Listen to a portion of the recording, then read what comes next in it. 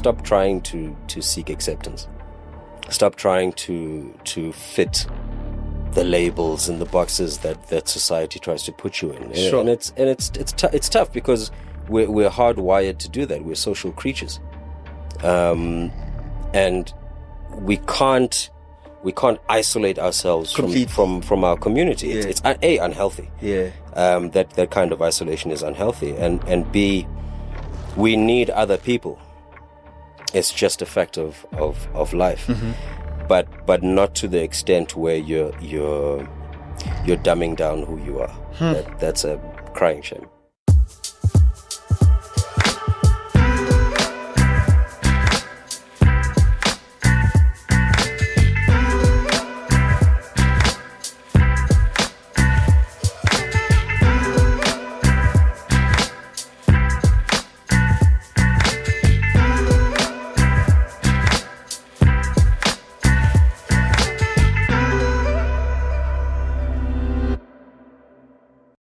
The show is Engineer Your Life, and I'm Lungelo. Okay, I'm very excited today because I get to connect with somebody who does something different yet similar to what I do, which is storytelling. Storytelling is such an art, man, because we get to depict stories, we get to depict real life and be a mirror that shows it to people back to them through our screens. Today is no different. Another great conversation on Engineer Your Life. I hope you really, really enjoy it. Don't forget to don't forget to subscribe this conversation so that we're able to reach more people and be able to get you great guests and have conversations that you can learn from. I was shocked when I found out, MacDonald, Pinetown. Ihlangana happy land because ngabomzulu phela lo njengami. And then I remember I've got a house close to there, so I'm like, what's going on? Serious? Where in Pinetown? Still close, New Germany. Are you kidding? I promise I you. grew up, I don't know if you know Golofte, the high school. Yes, Ashley side. Ashley Yeah, side, I grew up around there. But yeah, that's crazy. Crazy, yeah. Small world. Very small And world. now we're sitting in a studio in Johannesburg. Exactly.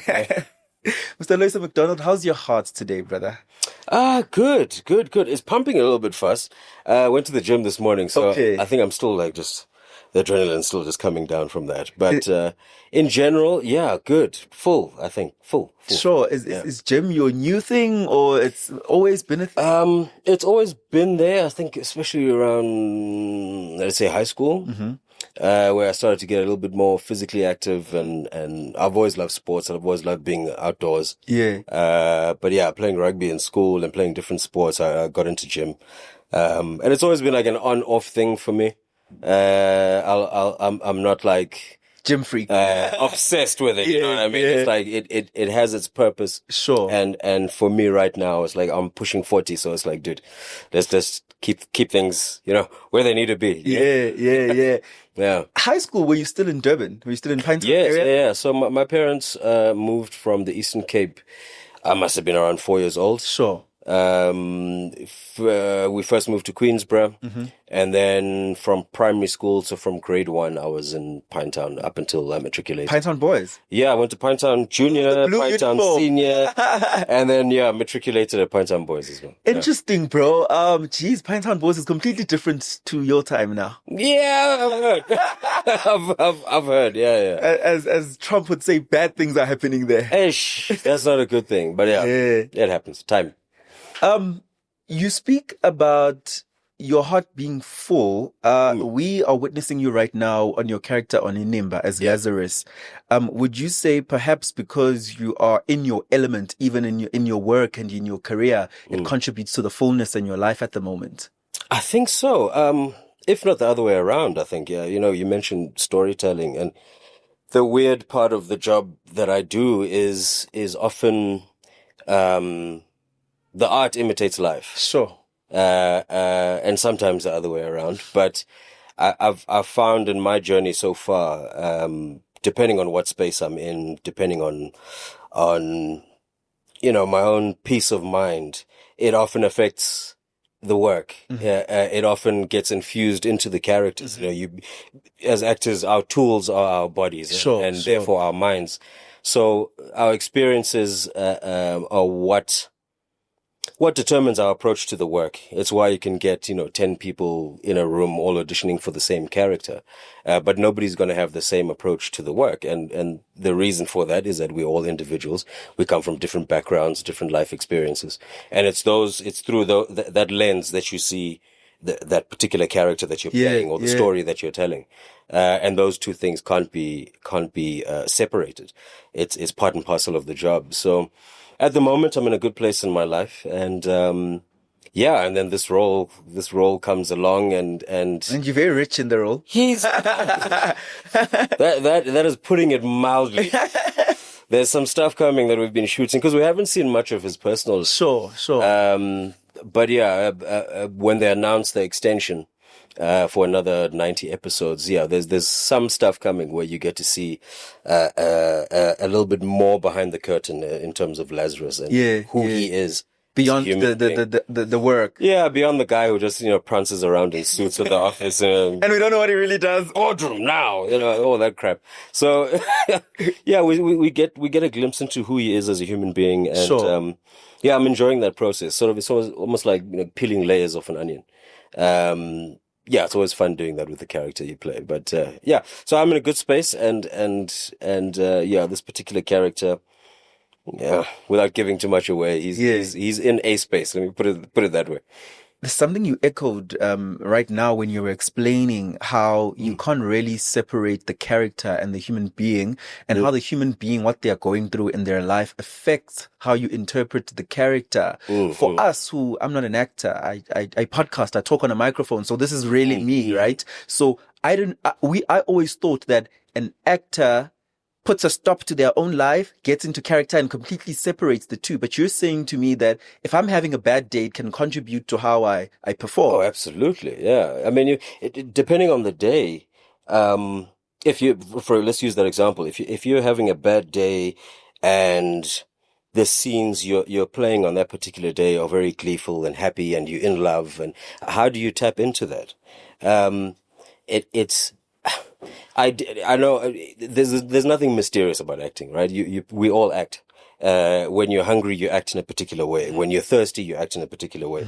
And that is acting in a sense. But what we do is we push it a little bit further, where it's often completely imaginary circumstances. Sure. I've got very little in common with someone like Lazarus. But I have to fool myself into wearing his clothes, into speaking the way that he speaks, into behaving in the way that he behaves for 12 hours a day and then go home.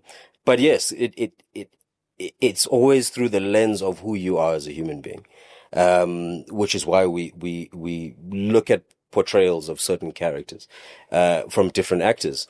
And it's often very different in terms of the approach. Yeah. And I always like using Shakespeare as an example, a character like Hamlet or Othello.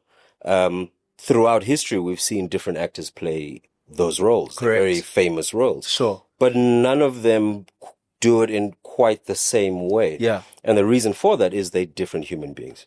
They have different life experiences. Their approach to the work is very different. And that's why we invoice what we invoice.